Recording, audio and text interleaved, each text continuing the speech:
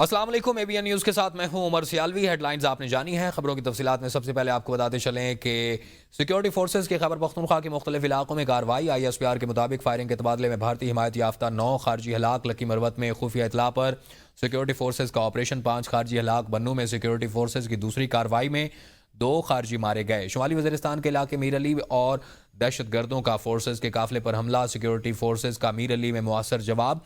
कार्रवाई में 2 खवारिज हलाक। मीर अली मुकाबले में 2 जवान फरहान अली तूरी और साबिर आफरीदी शहीद। ISPR के मुताबिक पाक फौज का इलाके में सर्च ऑपरेशन और क्लियरेंस ऑपरेशन, दहशत गर्दों का मुकम्मल सफाया किया जाएगा। एयरपोर्ट सिक्योरिटी फोर्स ने न्यू इस्लामाबाद एयरपोर्ट पर करोड़ों रुपए मालियत की आइस दुबई स्मगल करने की कोशिश नाकाम बना दी। इस्लामाबाद एयरपोर्ट से 4 किलो से जायद आइस स्मगल करने की कोशिश करने वाला मुलजिम सिक्योरिटी फोर्सेज ने गिरफ्तार कर लिया। मुलजिम मोटरसाइकिल के इंजन में आइस छुपाकर स्मगल कर रहा था। आपको बताते चलें कि ASF ने 4 किलो से जायद आइस स्मगल करने वाला मुलजिम गिरफ्तार कर लिया है।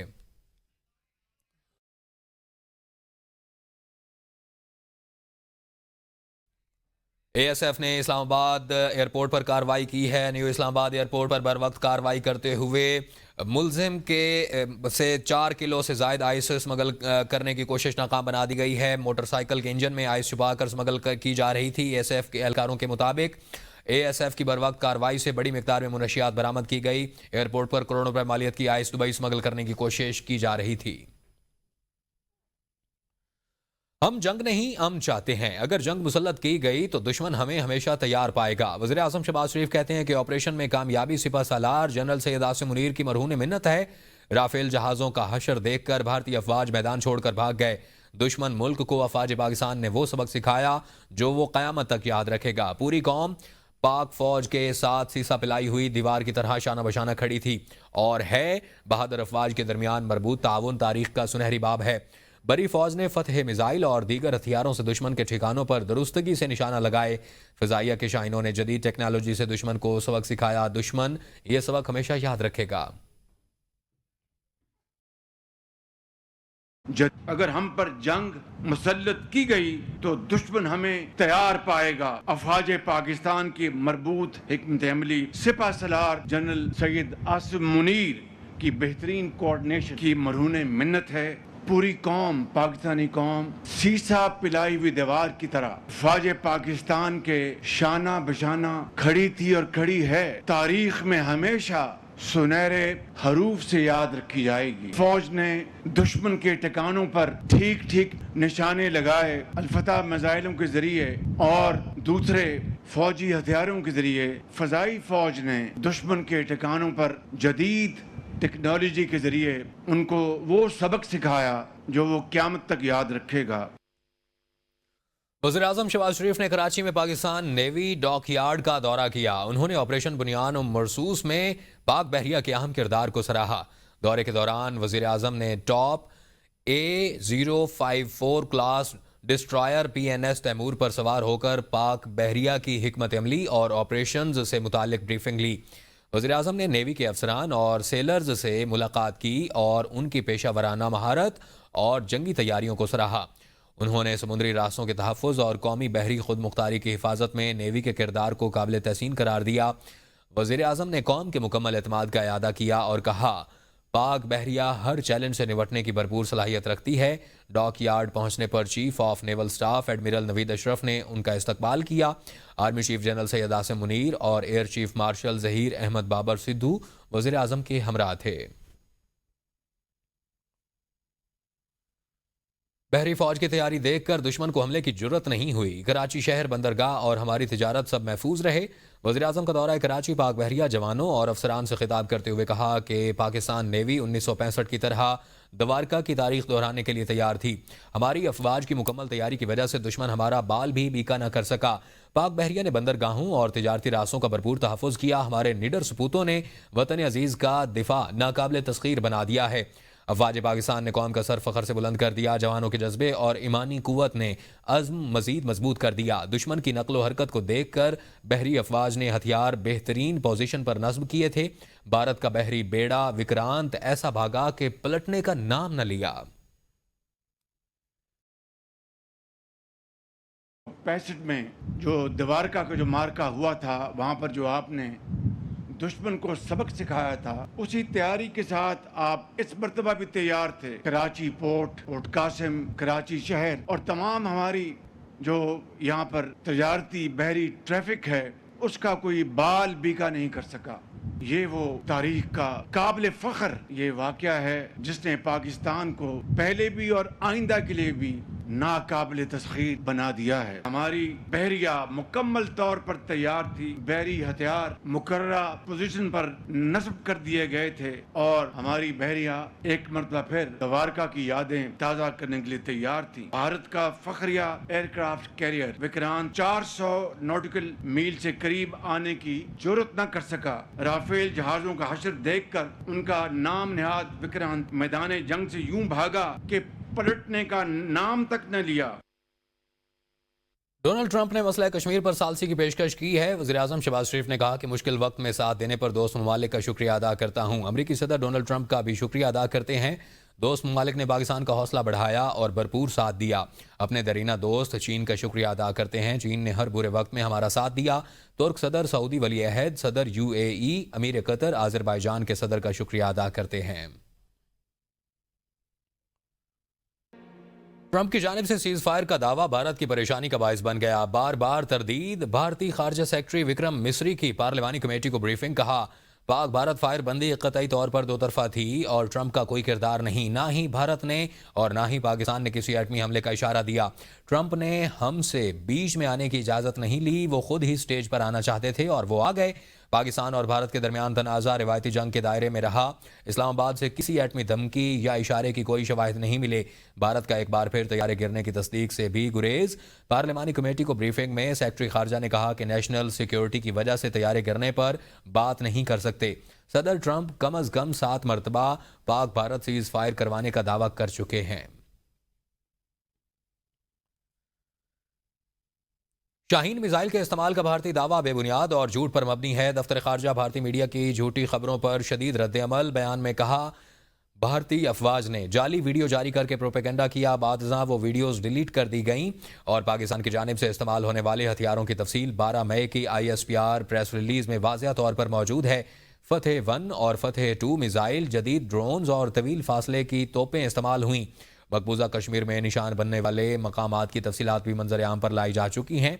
भारतीय मीडिया ने बगैर तस्दीक झूठा बयानिया फैलाया जिससे इलाकाई सलामती को खतरा लाहक हो सकता है। भारत ना तो इसराइल है और ना ही पाकिस्तान फ़लस्तीन है। भारत ने हमें उकसाया या हमला किया तो हमारा रद्द-ए-अमल तेज और वहशियाना होगा। DG ISPR lieutenant general Ahmed Sharif Chaudhry के बैनुल-अक़वामी मीडिया से गुफ्तगू।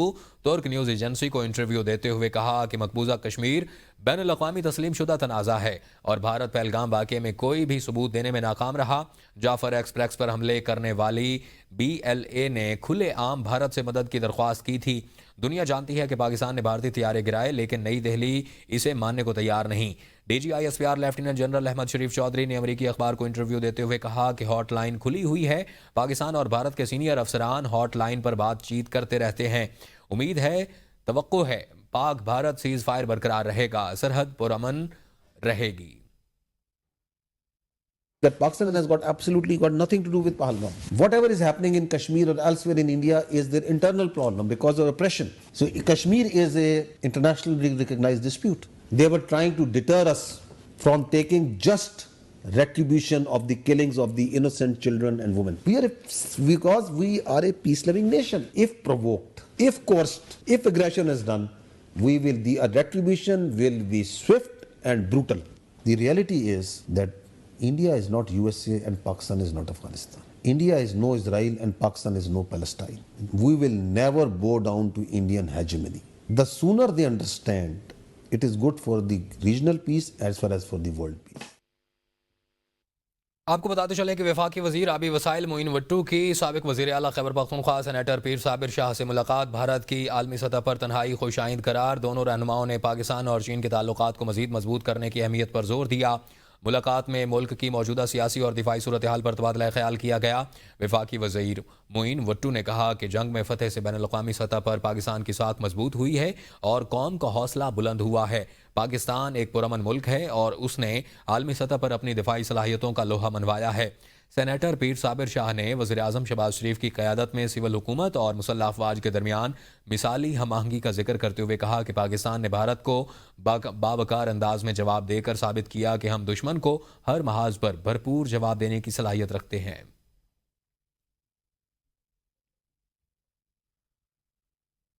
सुप्रीम कोर्ट में मखसूस नशिस्तों से मुताल्लिक नज़रसानी केस की समाअत के दौरान अदालत ने वाज़िया किया कि 26वीं आईनी तरमीम के बाद नज़रसानी केस छोटा बेंच भी सुन सकता है। जस्टिस अमीनुद्दीन खान की सरबराही में 11 रुकनी बेंच ने इस अहम आईनी मामले की समाअत की।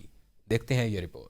सुप्रीम कोर्ट के आईनी बेंच में मखसूस नशिस्तों के केस की समाअत के दौरान जस्टिस अमीनुद्दीन खान ने कहा 13 रुकनी बेंच में से 2 जजेस ने खुद को अलहदा कर लिया। जस्टिस मुसरत हिलाली ने रिमार्क्स दिए। दोनों जजेस ने नोटिस न देने का खुद फैसला किया। उन्होंने सवाल उठाया कि जजेस के अपने एतराज के बाद क्या बाकी रह जाता है। जस्टिस मोहम्मद अली मजहर ने कहा वो दोनों जज अपना फैसला दे चुके हैं, अब बैठ कर क्या करेंगे। जस्टिस अमीनुद्दीन ने कहा कि 26वीं आईनी तरमीम के बाद नजरसानी केस को छोटा बेंच भी सुन सकता है और अब 13 रुकनी बेंच के फैसले पर 8 या 9 रुकनी आईनी बेंच समाअत कर सकता है। जस्टिस मोहम्मद अली मजहर ने रिमार्क्स दिए कि 2 जजेस ने मर्जी से खुद को बेंच से अलग कर लिया। जो जजेस मुयस्सर थे वो सब अब इस बेंच में शामिल हैं। जब प्रैक्टिस एंड प्रोसीजर चैलेंज हुआ था तो उस वक्त फुल कोर्ट बैठी थी। इस वक्त ये सवाल था कि अगर ये सब जजेस सुन रहे हैं तो उनके खिलाफ अपील कौन सुनेगा। जस्टिस मोहम्मद अली मजहर ने वकील फैसल सिद्दीकी से कहा आप हमें सिर्फ एतराज न बताएं, इसका हल भी दें। इस पर वकील फैसल सिद्दीकी ने तजवीज दी कि केस दोबारा से जुडिशियल कमीशन को भेज दिया जाए। जुडिशियल कमीशन 2 जजेस को आईनी बेंच में शामिल कर दे। जस्टिस मोहम्मद अली मजहर ने सवाल उठाया कि दरख्वास्त को मुस्तरद करने वाले 2 जजेस इस केस में फैसला दे चुके हैं, उनका क्या स्टेटस होगा। क्या वो जजेस दोबारा बैठेंगे? अगर वो 2 जजेस बैठेंगे तो क्या वो अपना फैसला दोबारा से रिव्यू कर सकेंगे?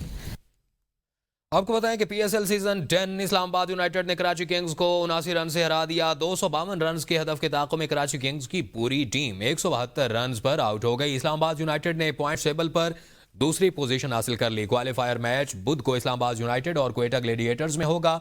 एलिमिनेटर मैच जुमेरात को लाहौर कलंदर्स और कराची किंग्स के दरमियान खेला जाएगा। आपको बताएं कि पाकिस्तानी एटमी असासे IAEA की निगरानी में देने का भारतीय मुतालबा मज़हका खेज करार। वज़ीर दिफा ख्वाजा आसिफ का कहना है कि पाक भारत जंग बंदी गैर मुअय्यना मुद्दत के लिए, लेकिन भारत नाकाबिल एतमाद है। मौजूदा सूरत हाल में तवक्को है जंग बंदी कायम रहेगी।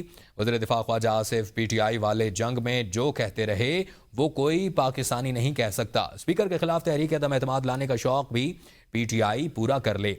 आलमी इदारा खुद ही हमारे जोहरी असासे महफूज करार दे चुका है। पाकिस्तान भारत जंग बंदी गैर मुअय्यना मुद्दत के लिए है, लेकिन नाकाबिले एतमाद है। मौजूदा सूरत हाल में तवक्को है कि जंग बंदी कायम रहेगी।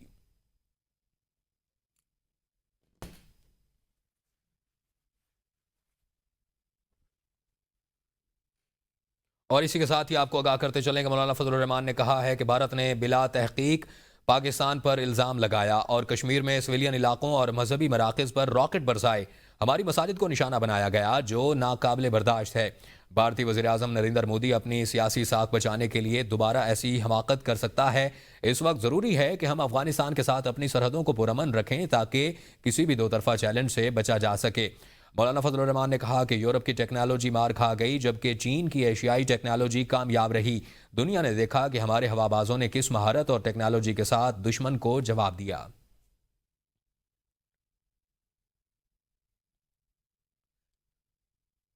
अपने ही गिराते हैं नशेमन पे बिजलियां। भारतीय मीडिया की बगैर तस्दीक और तहकीक के खबरें देने का सिलसिला जारी। भारतीय मीडिया ने अपने ही क्रिकेट बोर्ड को शर्मसार कर दिया।